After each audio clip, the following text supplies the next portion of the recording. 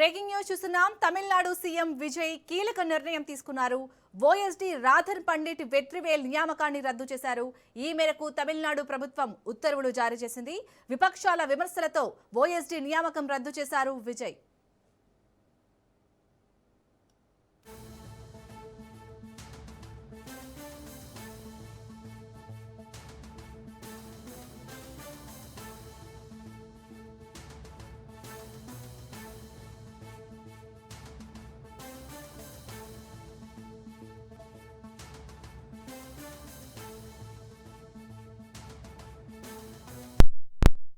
ఇక ఈ అంశంపై మరిన్ని అప్డేట్స్ ని మా ప్రతినిధి సైదులు అందిస్తారు. సైదులు, ఇటు ఓఎస్డీ నియామకాన్ని తమిళనాడు ప్రభుత్వం రద్దు చేయడం వెనుక రీజన్ ఏంటి?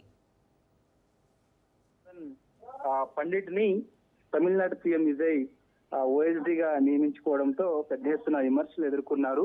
అన్ని పార్టీల నుంచి ఏ పార్టీలు అయితే మద్దతు ఇచ్చాయో విజయ్ కి, మొదటగా ఆయనకి మ్యాజిక్ ఫిగర్ అధికారం చేపట్టేందుకు లేకపోవడంతో ఈసీకే party, CPM, CPI, IUML, AMMK పార్టీలన్నీ కూడా మద్దతు ఇచ్చాయి. కానీ రికీ రాధన్ పండిట్ ని ఓఎస్డీగా విజయ్ నియమించడంతో అదే పార్టీలన్నీ కూడా విమర్శలు గుప్పించాయి. సో విమర్శలు స్వీకరించినటువంటి విజయ్ వెంటనే ఈ రోజు ఆయన అసెంబ్లీలో బల పరీక్ష నెగ్గిన తర్వాత వెంటనే రికీ రాధన్ పండిట్ ఓఎస్డీ నుంచి తొలగిస్తున్నట్లు అధికారిక ప్రకటన కొద్దిసేపటి క్రితమే ప్రభుత్వ వర్గాలు చేయడం జరిగింది. సో విజయ్ తీసుకున్న నిర్ణయం పట్ల ప్రశంసలు కూడా అందుతున్నాయి. ఎందుకంటే విమర్శలు ఎప్పుడైతే వచ్చాయో ఆ విమర్శలకి ఆయన వెంటనే కట్టుబడి రికీ రాధన్ పండిట్ ని తొలగించారు. సో ఇది విజయ్ ప్రభుత్వ పనితీరు అని చెప్పేసి కూడా టీవీకే శ్రేణులందరూ కూడా చెప్తున్నటువంటి పరిస్థితి కనిపిస్తుంది.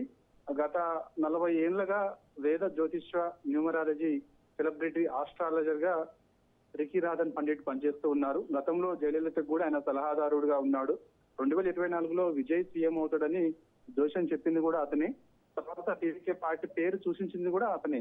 అందుకని ఆయన పైన ఎందుకు ఇలాంటి వాళ్ళు అంటే ఒకవైపు సెక్యులర్ పార్టీగా చెప్తున్నటువంటి టీవీకే జ్యోతిష్యుల్ని ఎందుకు ఓఎస్డీగా పెట్టుకోవడం అవసరం అని చెప్పేసి పెద్ద ఎత్తున విమర్శలు రావడంతో విజయ్ వెంటనే వెనక్కి తగ్గారు. సో రికీ రాధన్ పండిట్ ని తొలగిస్తున్నట్లు ఆయన అధికారిక ప్రకటన ప్రభుత్వ వర్గాలు కొద్దిసేపటి క్రితమే చేయడం జరిగింది. తమిళనాడు సీఎం విజయ్ మే 12, 2026 తన వ్యక్తిగత జ్యోతిష్యుడు రికీ రాధన్ పండిట్ వెట్రివేలును ఆఫీసర్ ఆన్ స్పెషల్ డ్యూటీ ఓఎస్డీగా నియమించుకున్నారు. ఇది సీఎం కార్యాలయంలో కీలక రాజకీయ పదవి, అది అందరికీ తెలిసిన విషయమే. కాబట్టి ఆయన అనేక సార్లు ఆయన పర్సనల్ గా విజయ్ కి సంబంధించినటువంటి కొన్ని జ్యోతిషాలకు సంబంధించి పర్సనల్ గా ఉంటూ వస్తున్నారని కూడా చెప్తూ ఉన్నారు.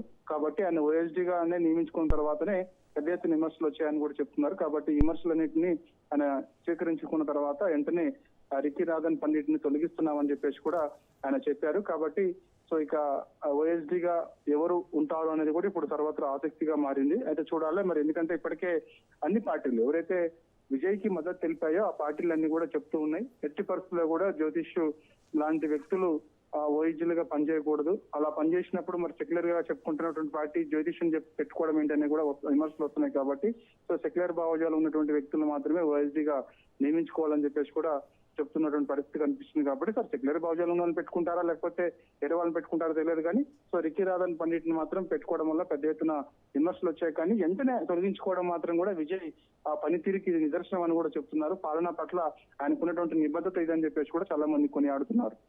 Right, thank you Saidulu.